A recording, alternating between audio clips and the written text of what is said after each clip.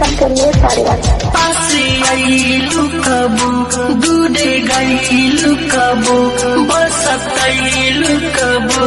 जानु हो याद कइलु कबो भूले गइलु कबो खूब रोइलु कबो जाने हो धोखा दिहलु गइलु काहे दूरी घाट कके भूल गइलु भइल का कसूर हो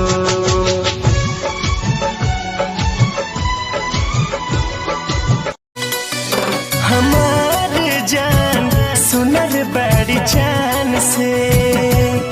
हम तो नहीं के मनले रही अपना भगवान से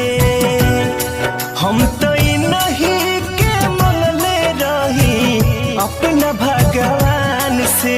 हमार जान सुनर बड़ी जान से कर प्यार तोहसे तू तो सजा दिलू तोहर दिल हो कि चार जार कतही लगा लेलू तोहर दिल हो कि चार जार कतही लगा लेलू के लिए इकरार के लिए तू निकली सनम हर जाई मेरे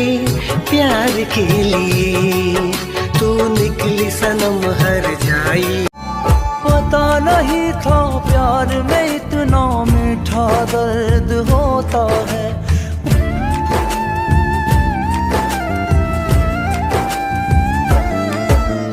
पता नहीं था प्यार में इतना मीठा दर्द जोरता में दहिया हमार पीरतिया के पीर में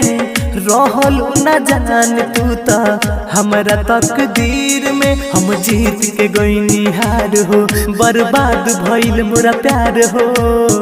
गजबे सितमई ढाहेला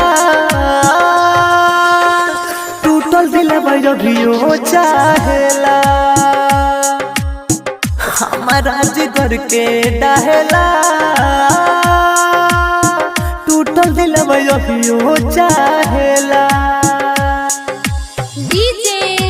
मोहित राज ने बंजारा बना दिया तेरी मासूमियत ने हमें बंजारा बना दिया के मन भटके तेरी और बार बार